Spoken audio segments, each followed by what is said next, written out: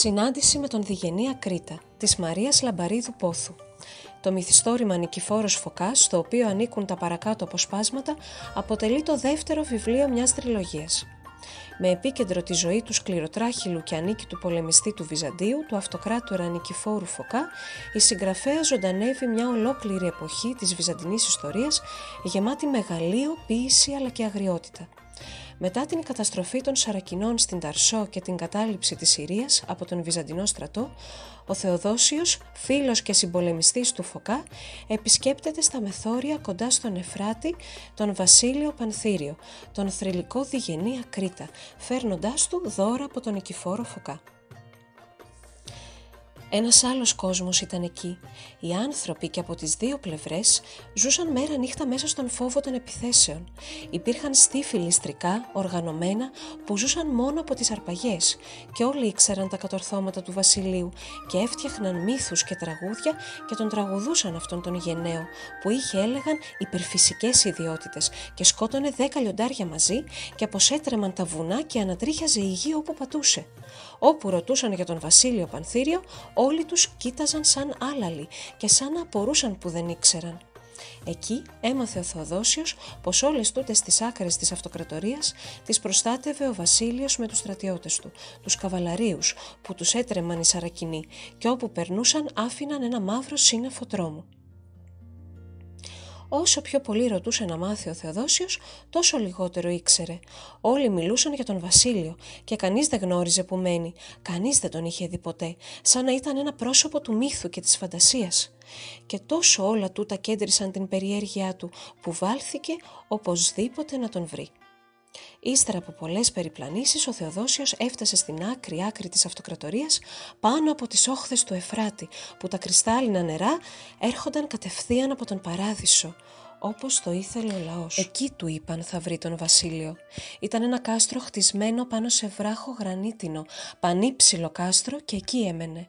Φούσκωσαν τα στήθια του και η καρδιά του πήγε να σπάσει την ώρα που χτύπησε την πόρτα. «Θέλω να δω τον Βασίλειο, αυτόν που τραγουδά ο λαός, τον φύλακα των άκρων της αυτοκρατορίας», είπε και έδειξε τα δώρα του Νικηφόρου. Ο δούλος τον έμπασε μέσα και ο Θεοδόσιος άστησε. Όλο το σπίτι ήταν ντυμένο με δέρματα γριμιών και παντού κρέμονταν δόντια και νύχια και κάφκαλα, και μια πανέμορφη γυναίκα ήρθε και του μίλησε γλυκά και είπε πως ήταν η γυναίκα του, η Ευδοκία.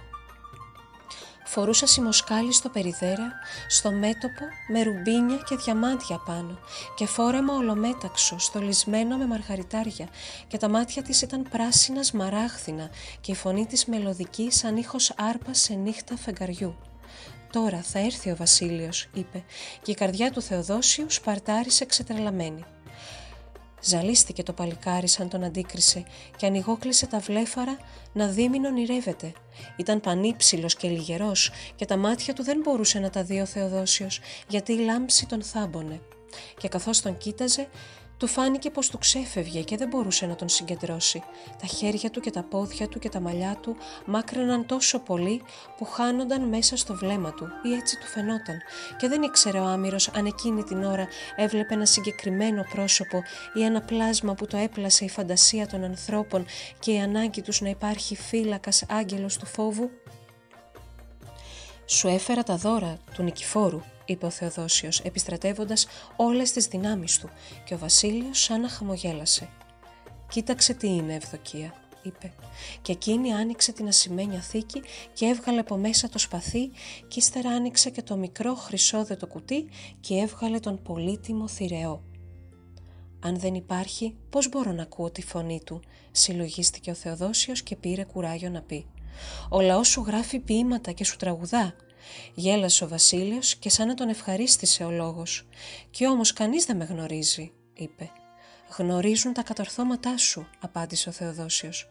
Ο Βασίλειος έγινε σαν απόμακρος ξαφνικά και ο Θεοδόσιος τον κοίταζε ακόμα ζαλισμένος. Του φαινόταν πως δεν είχε περίγραμμα, πως μεγάλωνε και μίκραινε, σαν πως να ήταν η σάρκα του από το υλικό της φαντασίας, και τα ρούχα που φορούσε ήταν σαν να τα πήρε από κάποιον πανέμορφο μύθο και παράλαζαν κάθε τόσο, πότε γίνονταν από μαύρο φωλιδωτό του θανάτου και πότε από λευκό της ποίησης, και τα παλιά μαλλιά του ήταν πυρόξανθα και σγουρά ή έτσι του φαίνονταν του Θεοδόσιου και χάνονταν σε ένα σύννεφο από σκόνη χρυσή και σπίθες σαν αυτές που αφήνουν τα πέταλα των αλόγων τη νύχτα. Επιστράτευσε και πάλι τις δυνάμεις του ο Θεοδόσιος να ρωτήσει επιτέλους αυτό που τον έκαιγε. «Είναι αλήθεια πως πάλεψες με τον Χάρο σε ένα μαρμαρένιο τόπο και τον νίκησες?» Γέλασε ο Βασίλειος και το πρόσωπό του ήταν πανέμορφο τώρα, σαν να είχε κάτι από την αθωότητα του παιδιού. «Έτσι σου τραγουδά ο λαός», είπε πάλι ο Θεοδόσιος, «μου έδειξαν ακόμα και τον τόπο». Ο Βασίλειος στάθηκε αμίλητος λίγες στιγμές. Ύστερα πήρε στο χέρι του το ασημένιο ξύφος και το θηρεό και κοιτάζοντάς τα είπε «Πάλεψα με τον Χάρο και τον νίκησα, μα η νίκη μου πήγε χαμένη. Είμαι 30 χρονών και σε 3 χρόνια θα έρθει να με πάρει». Ανατρίχιασε ο Θεοδόσιος. Πώς μπορούσε να το ξέρει αυτό και ποια σχέση είχαν τα χρόνια του με τον Χριστό? Η Ευδοκία πήγε κοντά του και κράτησε το κεφάλι του στον κόρφο της. «Θα πέθαινε και εκείνη μαζί του την ίδια μέρα», είπε. Ο Θεοδόσιος δεν κατάλαβε, μα κι ούτε ρώτησε. Είδε τον Βασίλειο να παίρνει ένα περιλέμιο που ήταν από το μάρι δουλεμένο και είχε περασμένα 3 νύχια λιονταριού. «Πάρε αυτό να με θυμάσαι», του είπε, και ο Θεοδόσιος αναπήδησε από τη χαρά του. Φεύγοντας τόλμησε να ρωτήσει «Βγαίνει κάθε νύχτα στο μαρμαρένιο τόπο ο Χάρος?» Ο Βασίλειος χαμογέλασε. «Πήγαινε εκεί να το δεις μόνος σου». Την ίδια κιόλας νύχτα ο Θεοδόσιος βρισκόταν στο μαρμαρένιο τόπο. Ήταν μια απέραντη κυκλική περιοχή σαν πελώριο αλόνι που έβγαινε μέσα από άλλο αλόνι και ήταν από κατάλευκο μάρμαρο, λες και η φύση η ίδια το τεχνούργησε τόσο τέλεια. Έμεινε εκεί μονάχος όλη τη νύχτα. Περίμενε τον Χάρο να παλέψει μαζί του. Ήταν αποφασισμένος. Έσφιξε τη σπάθα του και περίμενε. Ήταν ο γενναίος τούτη τη νύχτα και θα το απόδειχνε. Και σε κάθε σούρσιμο του ανέμου ή κρόξιμο αγριμιού πεταγόταν απάνω και ύψωνε τη σπάθα του, έτοιμος χωρίς ούτε στιγμή να δειλιάσει. Αν ερχόταν θα πάλευε, θα χτυπιόταν μαζί του.